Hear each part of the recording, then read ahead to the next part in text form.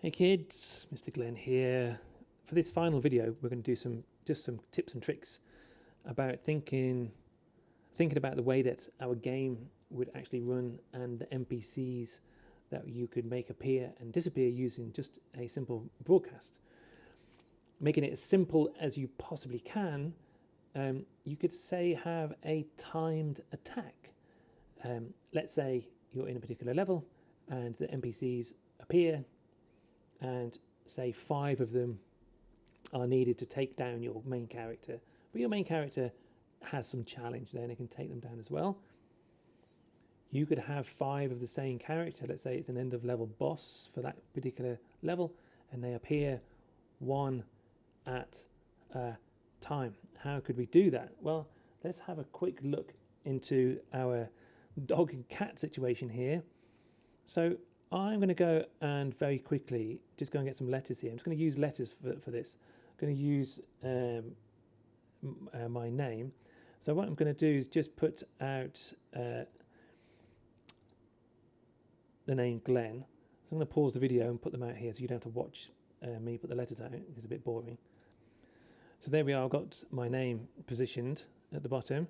And what I'm going to do is just make sure that they are all hidden. So one of the tips and tricks is at the beginning of a game, I want these actually hidden. So I want them to appear sort of in concertina. So let's say, I don't know, 2 seconds each. So G appears, and then L after 2 seconds, E 4, N 6, N 8. And so what we want is for them all to hide at the beginning. What we can do is actually drag them over to each letter like that. You can drag them into the stage as well. So when they highlight and they wobble like this, and you go into the next letter or the next sprite, they're there for you. So you only have to do it once. Okay. So I'm into those letters, but I really want to go and use other code for those letters as well. And I'd also like them to have that that concertina effect of when I have one broadcast, which is my name, make the name appear, make name appear, for example, broadcast, new message, make name appear. Well, this could be your end of level boss, make end of level boss appear, make name appear like this.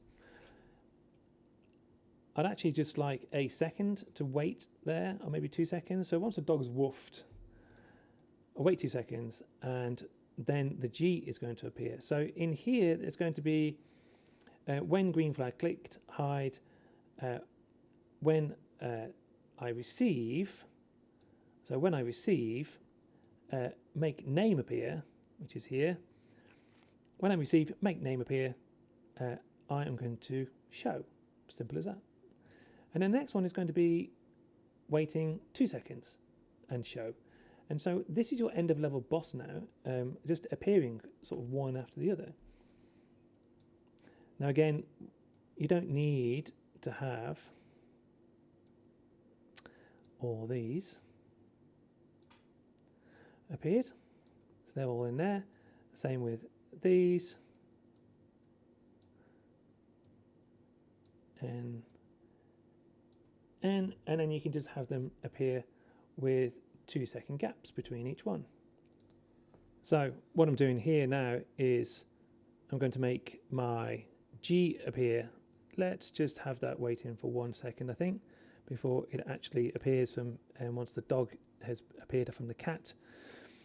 So as I go through each letter now, the G is going to wait a second, the L is going to wait 2 seconds, the E is going to wait 4 seconds, the next one's going to wait 6 seconds, and then this one's going to wait 8 seconds. So they'll go and appear one after the other. So they'll all hide as well. So let's go and quickly test this. So they've all disappeared. This is my cat Woof. appearing 1 second, and G, that's the baddie, and then the next baddie, and then the next baddie, and then the next baddie, and then the next baddie. Okay, and they're all trying to attack you, and so you can have them moving then anywhere they want and bouncing off the edge. So once all of these have been attacked, maybe you get 2 special points for each of these, which is, we're going to do variables next. So these might have their own special variable, so they might have their own special score, in which case, if you defeat all these, you go into a special round. Okay, so you can start thinking about the mechanics of your game and how the challenge is going to work within your world, and how your NPCs are actually going to work within your world as well.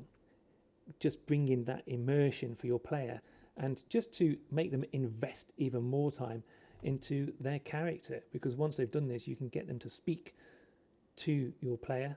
You know, congratulations, well done. We're one step closer to capturing the treasure. However, we must get some rubies on the way. And so now your player knows that they've got to get rubies in the next level in order to progress to the following level after that. Okay, it's all part of this story making. Right, year 6. Go and have a go at seeing if you can create some sounds or whatever with your new methods. I'll be intrigued to see what it is that you're producing. Okay, as always, year 6. Good luck.